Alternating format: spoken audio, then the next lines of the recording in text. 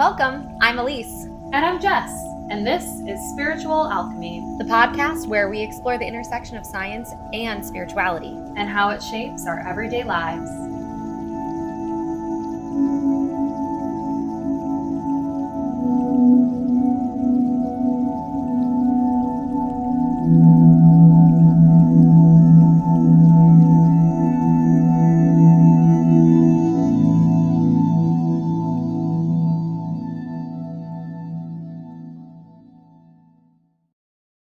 Hey, Jess.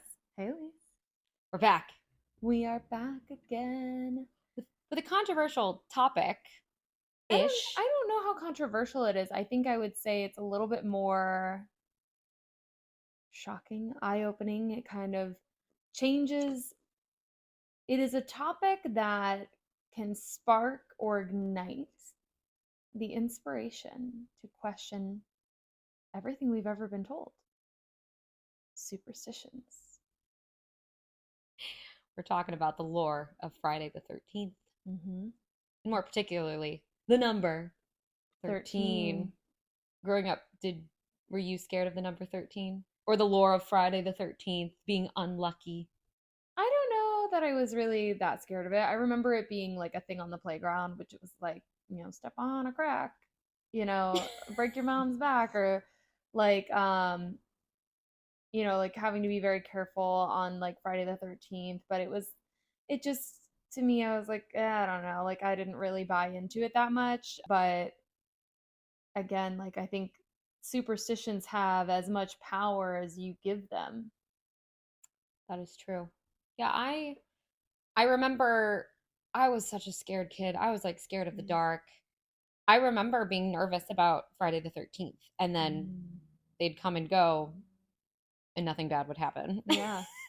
So I also remember from a young age recognizing that some hotels will skip floor 13. Yeah. Mm-hmm. So it'll go from 12 to 14. Yes. And my lucky number is 14. And I remember thinking to myself, I'm like, even though it's skipped on the elevator or like named in the building, floor 14 is still floor 13. Yeah. It's just called something different. Yeah. So I always thought that was very interesting too, that the lore goes so far as to like hotels will just skip over the number 13. I'm pretty sure that the building that I lived in, the first like high rise I lived in Philly, skipped the 13th floor. Mm-hmm. But I think it started like there was the lobby level and then the first floor. Yeah. And so I think we actually lived on the actual 18th floor. Crazy. Yeah, we don't really have a lot of high rises here in LA. We do. They're just all downtown. Yeah, they're all downtown. It's not how it is in like Philly or New York where you and I both lived. So yes, I think all of these examples made me realize that there was nothing really scary about the number 13 to begin with. And I started questioning like exactly what you said. Does this number actually have any power over my superstitions in life? And no. I loved being 13, by the way. It was like one of my favorite ages that I had. The reason I'm living in LA today, the girl that I live with now, I met her when I was 13. I don't know. Yeah, I'm trying to think back to 13th year. I guess that would have been like 7th grade. Or 8th grade. 7th or 8th grade, I think. Yeah, my 13th year, I think, was a great year. I think that, it was a good mix of good and bad, right? Like the wheel always turns. So there's always good fortune and bad fortune. But I think overall, I would say that was a great year. Yeah.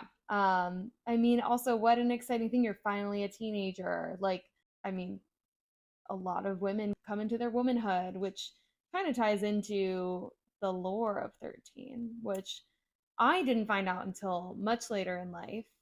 Before we really get into specifically Friday the 13th, I think it's important to look at both the significance of the number itself in numerology, but also talking about like days of the week and what their meanings are, because everything has meaning. It's kind of like we keep saying with patterns, like humans put meaning towards everything, and building on that beauty of like everything has a purpose, everything has a meaning. That's where we start. So let's dive in. So in numerology, 13 is often associated with transformation, rebirth, and deep personal growth. Which is interesting coming from what we just talked about, 13 being the first age as a woman that you are like really starting to step into your womanhood. You're no longer a child or a preteen. You are a teenager, 13. Yeah. Okay. Stepping into your womanhood. It's considered a karmic number, potentially leading to significant changes and new beginnings. Some people view it as unlucky, but others see it as a powerful mystical number with the potential for spiritual insight and positive change. I love that. Yeah. I really do. And in spirituality, 13 is the number of the divine feminine. I mean, we were talking about stepping into your womanhood at 13. Why is that so significant for women? Like such a time of like almost it feels like a rite of passage just turning 13 as a girl. And that is so significant because there are 13 lunar cycles in a year. Oh, I know this. Technically, it used to be that there were 13 months, but our calendar got all fucked up. We'll probably do a whole episode about that. But did you know that if every month had 28 days, there would be 13 months? Yep. Every number would be on the same day of the week. The moon would line up perfectly with the calendar. And yes, because of the solar cycle, we would have a leap year. But then we would just do exactly what we do now with like, what is it, every 4 years is a leap year? Yeah. Every year would have an extra day in a month. Yeah. But somebody screwed that up. Couldn't have possibly been a woman. No. It sounds like a very masculine thing to do. But how interesting that such a divine feminine number was stripped away from modern culture. Yeah. And the lore of 13 is so superstitious that we're actually going to completely redo the calendar system and make it 12. And to also like clarify why that 13 and the moon cycles and all of that, why is that feminine? Some might ask who haven't been keeping up with us. The moon, there are 28-day cycles. The moon goes full and goes back to a new moon, goes back to a full moon. Every 28 days is the moon cycle. Women's cycles are also on a 28-day cycle. So there are 13 moons in a year, which means there are 13 opportunities for a woman to become fertile. And women who are the creators of life, that was seen as so sacred, especially when building population, building the next generation was such at the forefront of society and culture, and that was the reason, that was the meaning of life. Yeah, you were a very powerful woman if you could crank out children. Yeah. That's just how it was. You could make life. Wow. The stripping away of 13 of our calendar cycle really stripped away this idea of perfect symmetrical patterns, which is almost, I would describe like a rhythmic stability in the universe. Because our calendars are very different as far as days in the month, leap years. It's never felt settled to me that we have 12 months. And the more you start tracking, keeping up with your journals, it's been one of my favorite things to do is like looking back each year at, say, April. Okay. Very different things happen in April, but there's always this idea of like rebirth in spring. But it either happens at like the beginning of April or the end of April, because I really don't think our calendar system follows the true rhythmic patterns of the universe. So 13, I will end it with this. A 13-month calendar would help us organize time more consistently. Yeah. And raise your hand if you're always fighting time. Yeah. There you go. There you go.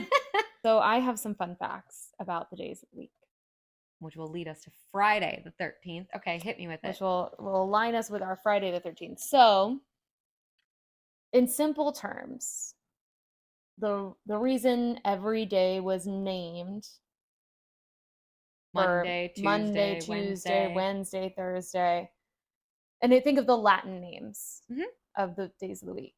So Sunday, ruled by the sun. It's a great day for high energy activities. It's a good day to be social, which is so funny that now Sunday, the Sabbath, is, for a lot of religions, The that's Lord's the Day. day of, in most religions, because not all. Remember, Not all of them. yeah, Yeah. but some see Sunday as the Sabbath day, and that's the day of rest. You're not supposed to do any activities on that day, which doesn't really align with the Fiery sun the energy. fiery sun energy. Monday is ruled by the moon. That's a good day for rest, introspection. It's a very intuitive day. So your intuition is supposed to be heightened on Mondays. Okay. Why do you think that everybody always like Mondays, kind of historically, not historically, but in our modern day, like everybody dreads a Monday. Nobody's like, The Sunday scaries because you're scared for Monday. yeah. Hmm. But because Monday is a day that we're supposed to be resting, we're not supposed to be we're not supposed to be up, working, doing things, connecting with people, and that's everybody gets a little thrown off because Monday's ruled by the moon. And the moon, nighttime, just like think about when the moon is. Everything is peaceful, everything is quiet, people are asleep. It's the day after your high energy day. Just some food for thought. Tuesday is ruled by Mars. That's a good day to take action. Love Tuesdays. Love Tuesdays. I've always loved Tuesdays. Yeah. Wednesday, ruled by Mercury. It's a great day for communications. I actually read that they did a study that proved that Wednesday was everybody's most productive day. It's the day we release our podcast. Is that for those who wanted to pay attention? Yeah. We're doing it on purpose. For communication. And also, like, that's the day if you're supposed to reach out to somebody and follow up about something, you don't do it on Monday midweek because everybody's catching up midweek.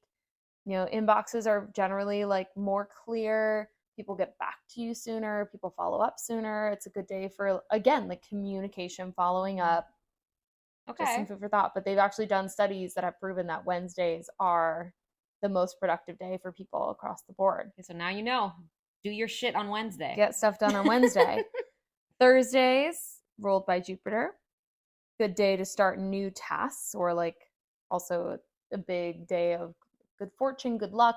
Starting a project on a Thursday that you want to be successful. Jupiter is like the planet of luck and fortune. Friday is ruled by Venus. All about love. Venus, as in Aphrodite, as in, so Roman goddess, Venus, Greek Aphrodite, same goddess. Okay. Like give or take a little bit. But it's all about love, self-love, romantic love. Like Friday night is date night, you know? We also had Valentine's Day on a Friday this year. And think of the power of the love on Valentine's Day on, you know, on a Friday, the 14th. Yeah, it was on a Friday this year, right? It was. It was. You would know. You're in love. No, we weren't. We weren't together. I was finishing up my contract. Yeah. Well, you weren't physically together, but we weren't physically together. But I remember, yeah, because it was a Friday and we couldn't be together because I was performing. Oh, cute. Saturday, ruled by Saturn. It's a good day for reflection, kind of deep internal work. I love rotting on a Saturday. Really, it's like all of this to say is like it truly aligns with a 3-day weekend. Like we should have Saturday to reflect on the work we've done Tuesday through Friday. Sunday is our day to be social, to go catch up with our friends, our family, do our activities, and then Monday is the day of rest. All right. I'm going to start a movement. We're going to have a 13-month calendar, and then I'm going to redo the days of the week, and we're going to have a 3-day weekend. Work week starts on Tuesday. Love this. Anybody behind me? I'm listen. I'm here. I've got t-shirts. So there's this really cute rhyme that is like supposed to help you remember what all the days of the week are representative of. It is based on like the day you were born. So it's like the day of the week that your kid was born is like the quality that they will possess. Do you know what day of the week you were born? I do, and I'm going to save it for after I read the rhyme. Okay. Do you know what day of the week you were born? I think I do. I'm gonna go You back and you look. Google it while I read I'm gonna this. look it up while you read Okay. it. So, Monday's child is fair of face. Tuesday's child is full of grace. Wednesday's child is full of woe. Thursday's child has far to go. Friday's child is loving and giving. Saturday's child works for a living. And a child that's born on the Sabbath day is fair and wise and good and gay. Huh. What day were you born? I I was born on a Monday. You are fair of face. What day of the week do you think I was born? Hmm. You were you born on a Sunday? I was born on a Sunday. Wow. Yeah. Just so everybody watching and listening knows, I went fully on intuition on that one. Oh I, yeah. I read through because I get to see the notes that Jess made, and I read it through again, and I'm like, which one is this? And I'm like, it's the Sabbath day, wise and good and gay. I'm very wise and good and gay. Wise and good and gay. Yeah. Put it on a t-shirt. And fair. And fair. And fair. Wow, how does there's so many layers of superstitions or Mm-hmm. lore from ancient cultures that whether or not you want to adopt into like your everyday practice or just to know like for fun. But this is a fun one to think about. Yeah. Each day is held by the energy of these ancient texts that Yeah. people maybe planned their weeks based on. Exactly. And also, it's so interesting. I mean, we remember the power of thought to think back on like these like Sunday ruled by the sun, this day's ruled by the moon. Like, who figured that out? Who decided that? But whoever did, like, wove that idea into history Mm-hmm. and into like teachings from like this is ancient knowledge. And whether or not like Tuesday is really ruled by Mars, we believe it to be true, Mm-hmm. even on a subconscious level, because this, again, this ancient history has rippled out. So now that energy of everybody's always believed like Tuesday is a good day to take action. Yeah, and I mean, even to just share, like I'm sitting here, we say it all the time, we write it down. I still hold a physical calendar, Mm-hmm. um, my little book. Yeah. But Saturday, I think that's the one day of the week that's so close to the planet that it's supposed to Mm-hmm. embody, or the Saturn, Mm-hmm. Saturday. Also a Sabbath day for some religions. Yeah, like Shabbat, we'll go from Friday Mm-hmm. evening sundown to Saturday sundown. Um, and like the power of just saying Saturday. Every time you say Saturday, you carry that energy of Saturn, the Mm-hmm. reflection planet, right? We words hold power. They really They do. hold energy. Mm-hmm. So I think I'm going to be a little more intentional now when I Oh yeah. say When I Saturdays. plan my week, I really do try to align it with This. this energy. It doesn't always work because, obviously you're also working with other people who don't always follow this. But Mm-hmm. at least as far as like my work week goes, I try to do my best to like make Monday an easier day because I know I'm going to need a little bit more time for rest because my weekends tend to be pretty social. I will share that this over this past year, Mondays have been my lightest day, which is not Mm-hmm. how I used to do it things, Yeah. but just intuitively, I've made Mondays my easiest going day. Yeah. Huh. Yeah. So let's fixate on this. Friday, Friday, Venus Day. Venus Day. So where did this Friday the 13th superstition begin? So Friday the 13th history, like ancient history, like we're going back to before this superstition. Okay. Think of the alignment of the divine feminine number aligning on the day of Venus, the day of Aphrodite. So it What actually, a sacred day that was. and we're going to be releasing this episode On a Friday the on a 13th. Friday the 13th. Yeah. Or a week with a Friday the 13th. So So you the can, power of that, right? yeah. The power of that. So, I mean, think the power of that, but like the power of reframing what people have believed for in the 20th century and pop culture has taught us, and reclaiming that energy of that day to be what it is, which is a divine feminine goddess day. That's a great day. I mean, like, listen, you're trying to manifest true love, you're trying to manifest fertility, you're trying to manifest self-love, you're trying to manifest like love with your friends, or just more love and acceptance into your life. What a day to do it. I'm thinking, I've said this before, the fear mongering that can really chokehold a culture and a society. How funny that, like, same thing. I mean, you used the analogy of a playground, and I remember sitting in elementary school. Yeah. Ooh, today's Friday the 13th. As children, we were internalizing that superstition. But who taught us that? That's the thing. I can't remember. And what I love about 2025, what I love about society now, is it really feels like there's this feminine movement where we are reclaiming what has always divinely been ours. And how funny that, to just flip the narrative, we can reclaim Friday the 13th as not a superstitious day, but as a day where all women can stand in their own power. Maybe the most highest power that we could. Yeah. The witches knew what were up, is all I'm saying. We knew what was up. Do you know, and you know what's so funny that you mentioned the witches, the pagans? Do you know who started, or so where the lore of the superstition of Friday the 13th being a bad luck day? Don't tell me it was a witch thing. Oh no, it was a Christian thing. Of course it was. It was a Christian thing. So Fridays and the number 13 each held individual associations with bad luck in different cultures. Okay. So there is also like deeper culture historically with the number 13. Some cultures do see it as like a bad number, or a bad luck association with it. Fridays were seen as unlucky in some Christian traditions because of Good Friday. Crucifixion of Christ. Crucifixion of Christ.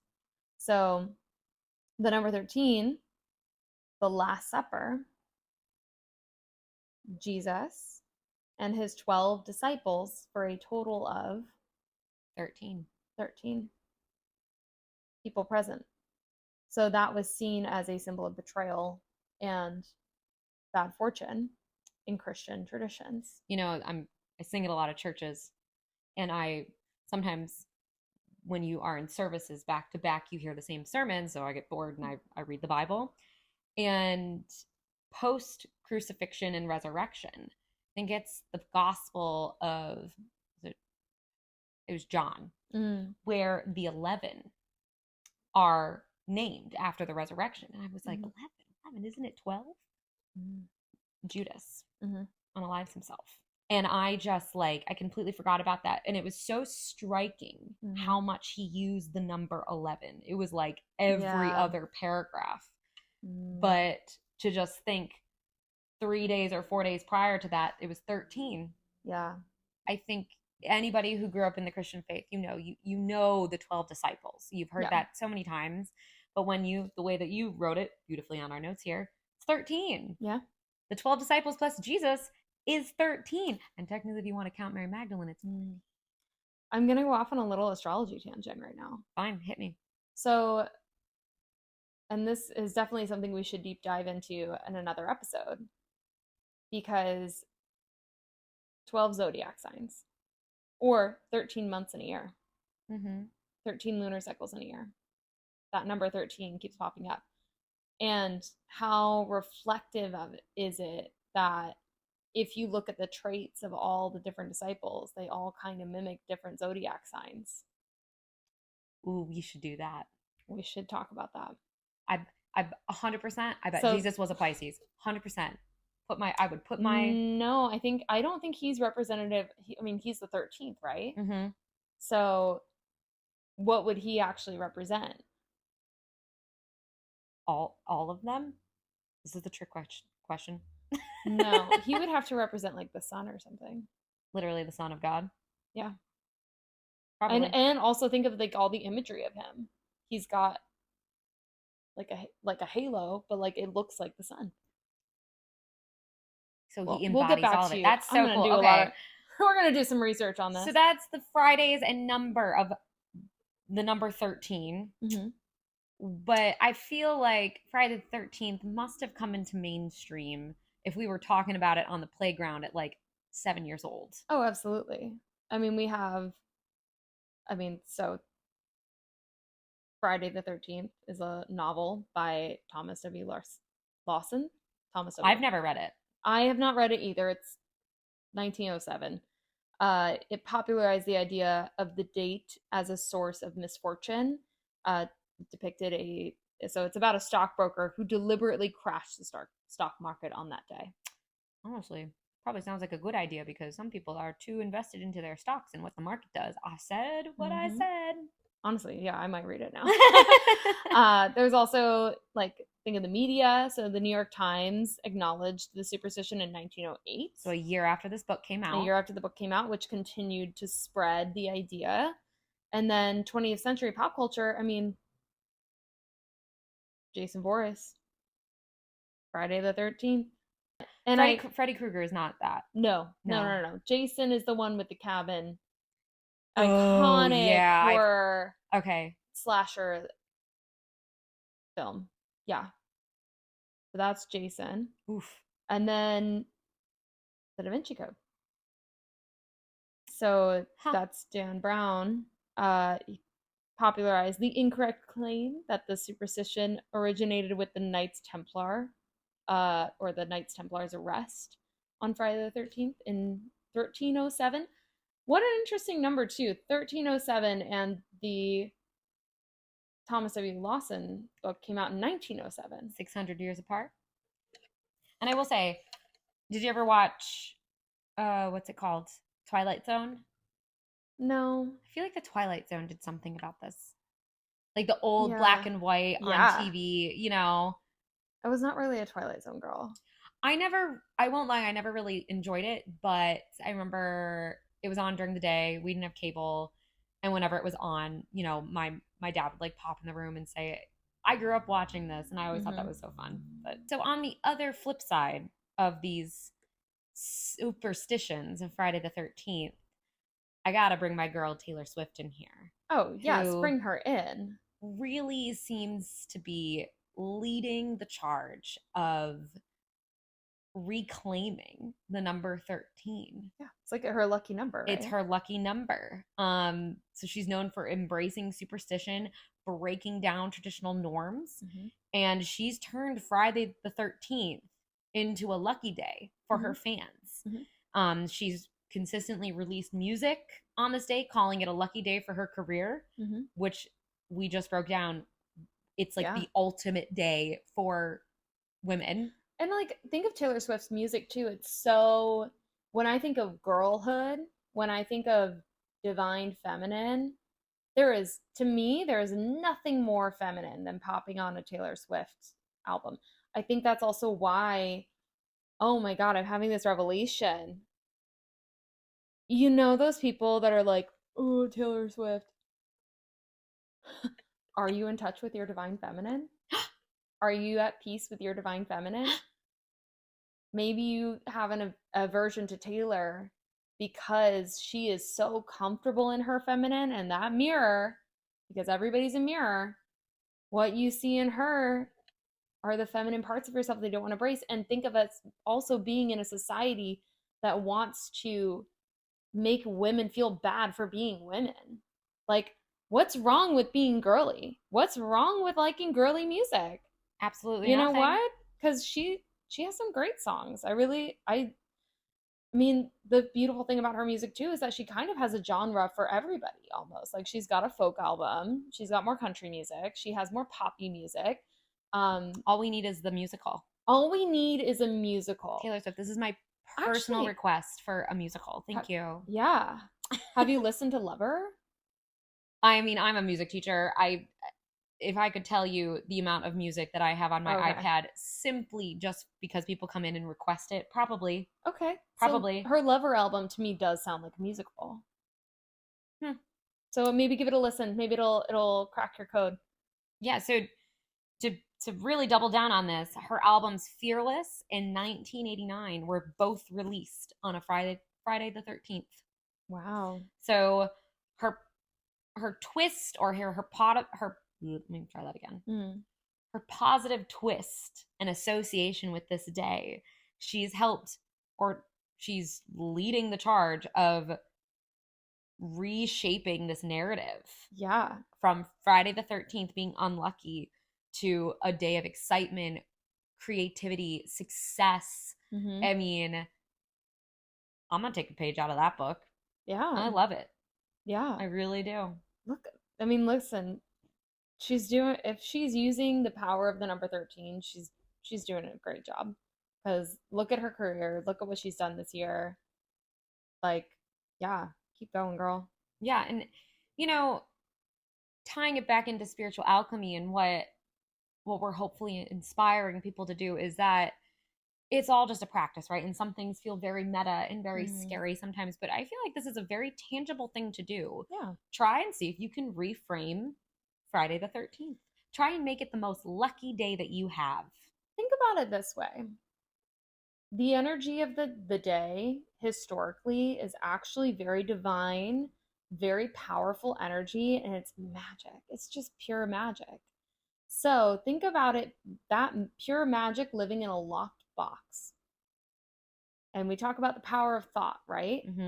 Maybe the key to that box is not a physical key. It's you shifting your mindset to unlock the box and let all that magic and all that power flow to you. I'm all about reclaiming bad luck. Spiritual alchemy involves transforming perceived negatives into positives, or I'll rather say opportunities for growth. And we're just doing the same thing with this number. Yeah. That's all we're doing. I mean, that's the whole thing. It's like, yeah, tying it back to like what we're all about is changing those narratives, changing your belief system to build back something stronger. And wait, how old are you? I'm 31. I'm 31. That's just reverse 13. Look at us. See? Yeah. It's a lucky number. Yeah.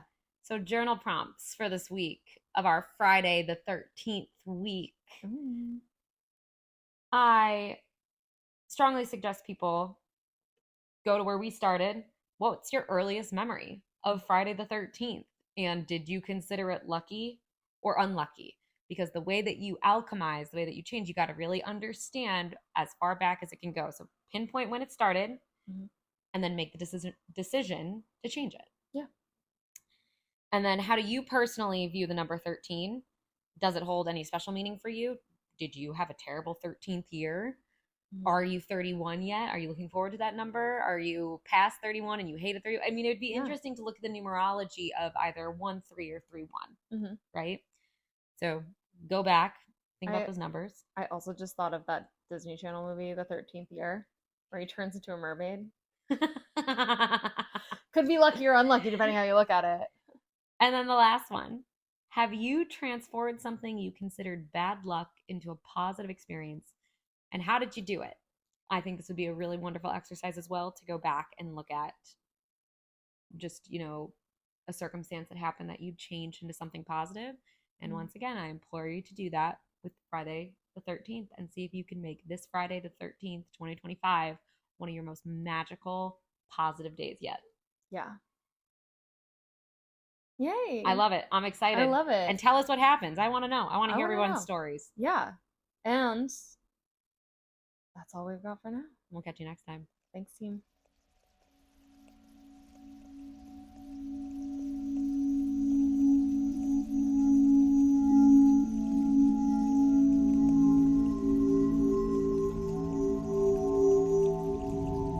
Thanks for joining us today. We're so glad you were here. For more information on our episodes and to connect with us on social media, follow us at Spiritual Alchemy Podcast on Instagram, Facebook, and TikTok. Stay golden!